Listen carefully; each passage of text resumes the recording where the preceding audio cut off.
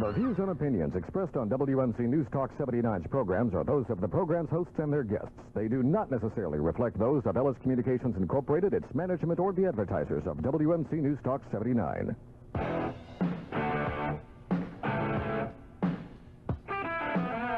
WMC News Talk 79, and welcome back into the Janice Fully Love Show. And I really want to apologize to all of my listeners. I really do. I'm experiencing a crisis situation right now, but I'm going to be very prayerful. But of course, I do have guests, and I don't want my guests to think that we have forsaken them. And I want to welcome to the show a man who really needs no introduction whatsoever, Mr. Ike Turner. How you doing, Mr. Turner? Hey, how you doing? I'm doing just fine, Ike. I'm doing fantastic. I see you're in Bay St. Louis, but you're heading to Memphis on tomorrow. That's right. That's right, for the new Ike and Tina Turner review. What Ike and Tina Turner? The new Ike Turner review. I kill a Tina. You kill it, Tina. See, that's what I want to talk to you about, Mr. Turner. Now, you know, of course, let me give some background information on you. Anyway, you were born down in this neck of the woods. You were born in Clarksdale, Mississippi. That's right. You were a son of a minister and a seamstress. That's right. And then one day, you met this lady, Miss Anna Mae Bullock. Yep. And I guess the rest is history. It became the Ike Her name is MARTHA NELL Bullock. MARTHA NELL Bullock. Yeah. Better known as Tina Turner, the lady with the legs, the lady who seems like she gets no older and got a young mane. And I understand you got a young woman. That's right. And I'm still 22. Wait till you see me. You're still 22. I heard That's right. I heard you're still looking good. Now, certainly there have been. You've gone through a lot of problems in your life, as I'm going through some things right now in my life. And you met all the way up the ladder to the top, and I've been. God took me to the top, and then I brought myself back down to the bottom, and now I'm just about at the top again.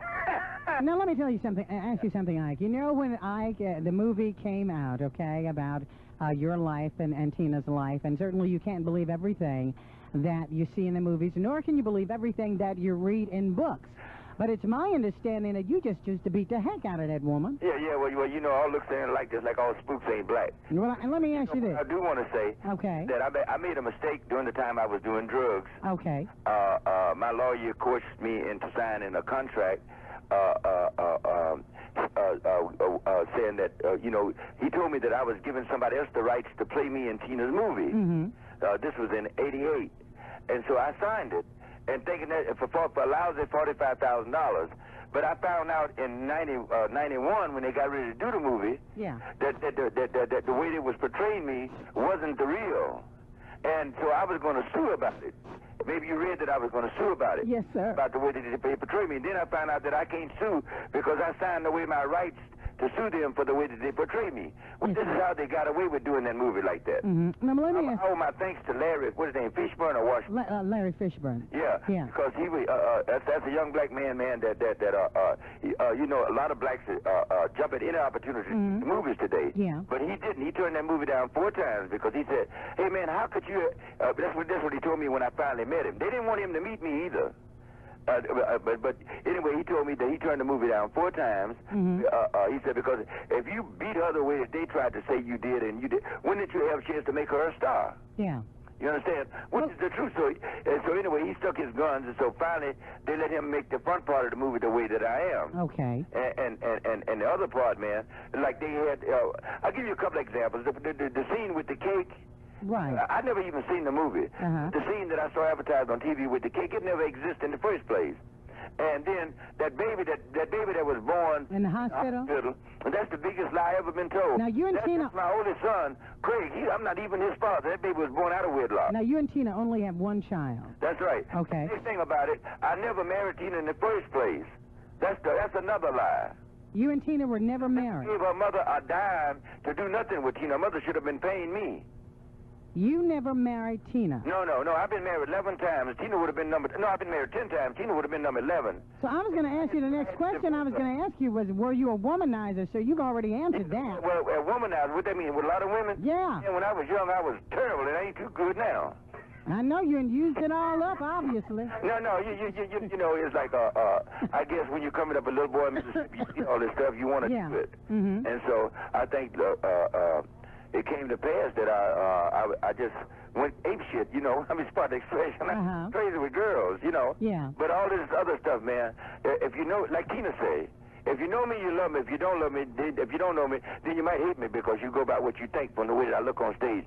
And when I'm on stage, I'm involved in what I'm doing. So my expression shouldn't let you, you shouldn't judge my personality from my expression when I'm on stage. No. When I'm on stage, my whole thing is getting the audience off, which you will see when I get to Memphis. Now let me ask you something, Mr. Turner. And excuse me, as I said, I've been going through some things today, but now, how long you say you had a drug problem at one point? Oh, God. You know what? When Tina and I broke up, I went on a 15-year drug thing. And, man, I'm not saying this proudly. Okay. I'm proud that I'm living today to go through what I've been through with. You know, but it started off, drugs started off as fun.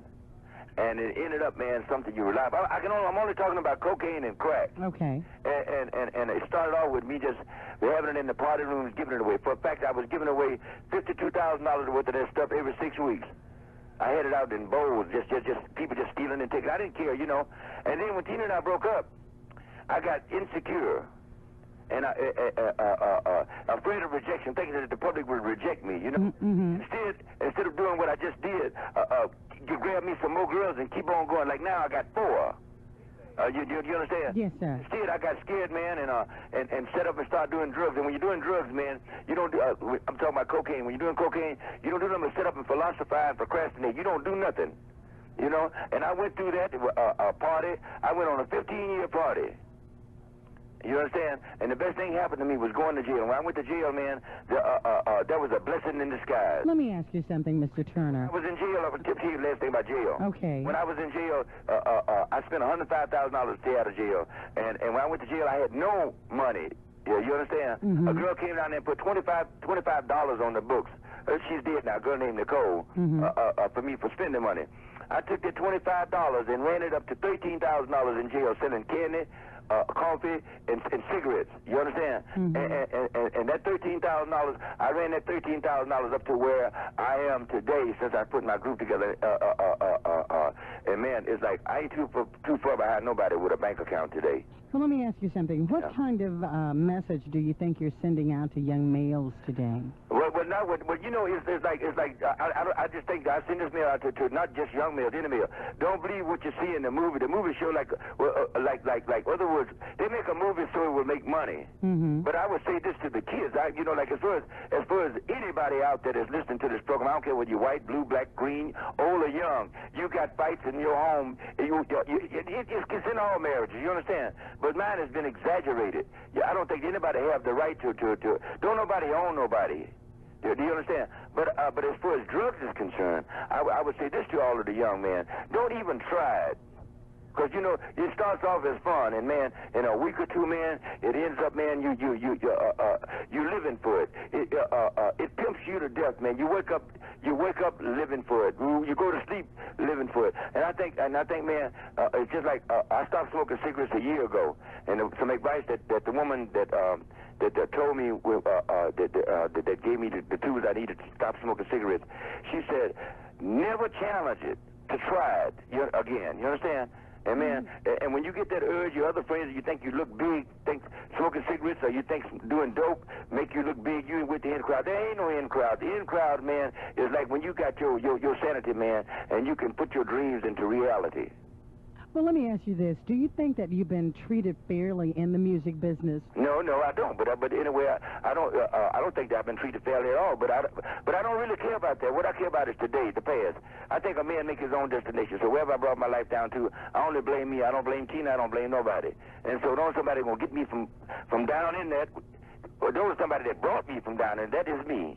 All right, Mr. As long as I sit up and feel sorry for myself, man, that don't get it. Mr. Turner, we have some people here in Memphis that want to say hello to you. So we're going to take a very quick break. Come back, 274-7979, *79 if you're in Bell South Mobility. 1-800-759-6279. I'm Fully Love, and you're on MC News Talk 79. I don't care who's wrong or right. I don't really want to fight no more. And welcome back to the Janice Fully Love Show with my guest, Mr. Ike Turner. Of course, you hear in the bag of ground, that's Tina Turner, that Ike says that he was never married. to Anime Bullock. But we're going to the phone lines. Hi there, Jeff in downtown. You have a question for Ike. I certainly do, and hang in there, Janice. Thank you, Jeff.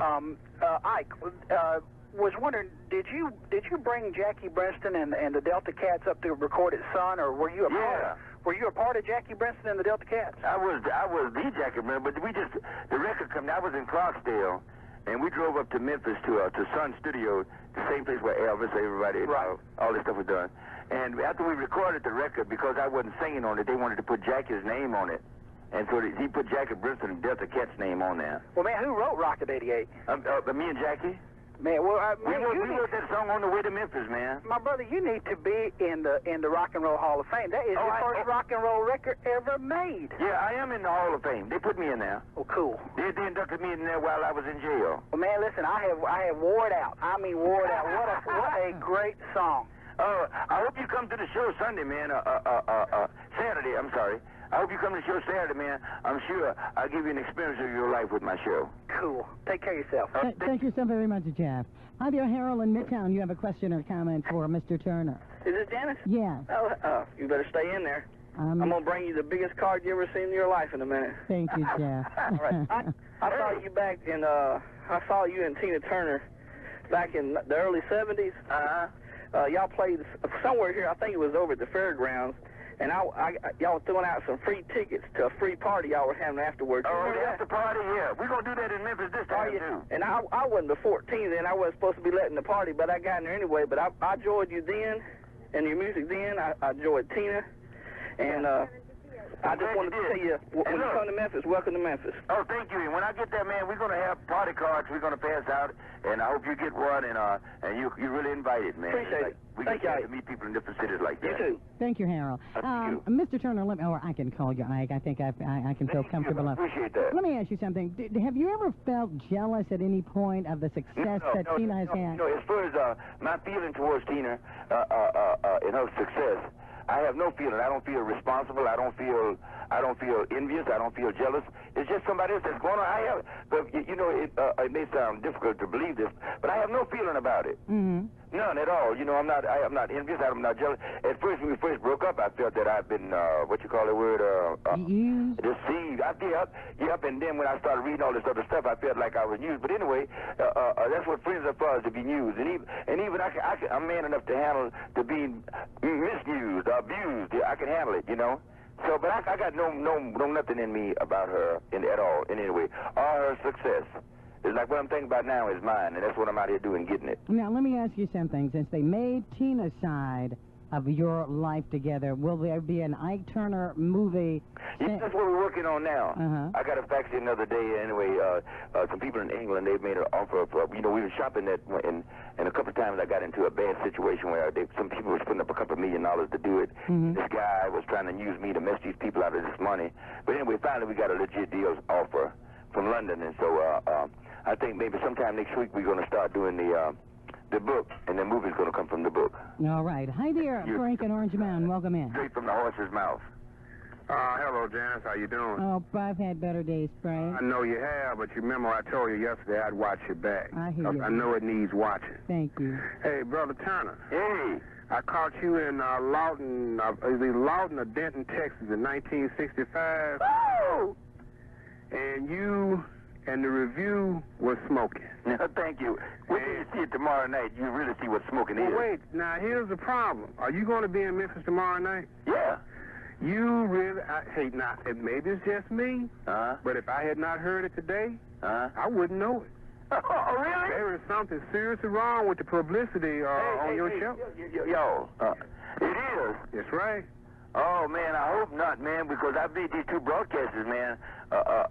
You mean they didn't do no good job on advertising? I don't know what they use for advertisements, but if I had not heard it today, I wouldn't know it. Man, I'm glad to know that, because I can make some phone calls up there, man, and find out what's happening, because in other words, like, I thought it was well advertised. Okay,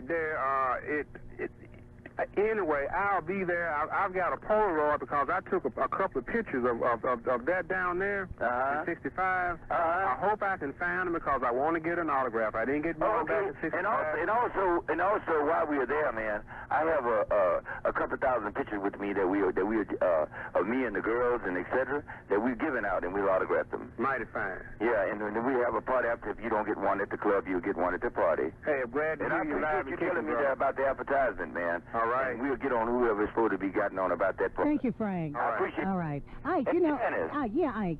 I heard you sound like you got a terrible problem. Maybe you need somebody the way they portrayed Ike to be like that to watch your back. I would be a good soul to do it. Well, I'd love for you to watch my back. It's leather, but I'm well put together. I love that. But let me ask you something. I understand that you really had a tremendous influence on Janis Joplin, Elvis Presley, B.B., Jimi Hendrix, and so many other entertainers. Live in West Memphis on 11th Street. I used to hide Elvis Presley behind the piano there when he was driving the gravel truck. And I never knew that was Elvis Presley. I heard, when they came out with blue suede shoes or whatever they was. Right. And when we were playing in Vegas with him and he was in the main room and I was in the lounge, I never knew that this was the same guy until he told me, hey, you don't remember me when you used to, and then that's when I remembered that it was Elvis, Yeah. Yeah. Because I never knew his name. It was just somebody, I liked that I was just hiding behind the piano because in those days they didn't allow whites in the blacks clubs and blacks in the white clubs, Right. Yeah. Okay, we're going back to the phone lines. Either Raymond and Whitehaven, welcome in. Hello, Jan. Hello? Ike? This is Raymond. Hey, how you doing? Right. I just wondered, did you still remember me? I came to Vegas back in the 70s with George Jackson, and we wrote a song or two for you. Yeah, man. God, how you doing? I'm doing fine. Hey, be sure to come there, man. I would love to see you. Bring all the songs you can write. Okay. All right? Because I got some computer equipment with me, man, and maybe we can do something before I get out of Memphis. I'm going to be staying at the Peabody Hotel. Okay, then. I'll look you up. Okay. Okay, then. All right, I appreciate that. All right. Bye. All right. Janice? I'm sorry, darling, but I hate to leave any woman, but I got to go all the way to Brookhaven, Mississippi, and we were running late, and I'm standing in this hotel room, and they asked me about an hour ago to get out of here. Okay, let me ask you this, Ike. I got something I want you to hear. Okay. Come on now. Come on, Scott.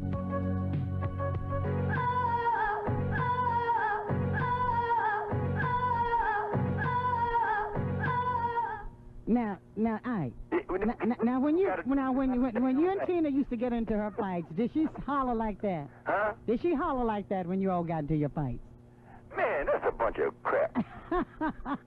Well, Ike Turner, I want to welcome you to the city of Memphis at the Paradise tomorrow night. What time is that? That's 7 o'clock? I'll be there with my blue shoes on. You'll be there with your blue shoes on. And the Ike Turner review, along with the Ike X. I got 4 bad chicks, man. Tina can't stand up against either one of them. All right. All right. That's tomorrow night, April 2nd. That's the show me state. Okay. And if they need more information, they can call 947-7144. Mr. Turner, thank you, and God bless you with your new endeavor. All right. Thank you very much, Doc. All right. Thank you. Bye. Bye-bye. Well, it was so very nice talking with Mr. Ike Turner. Sorry we couldn't talk to him just a bit longer because I know some people wanted to have some things to say to him.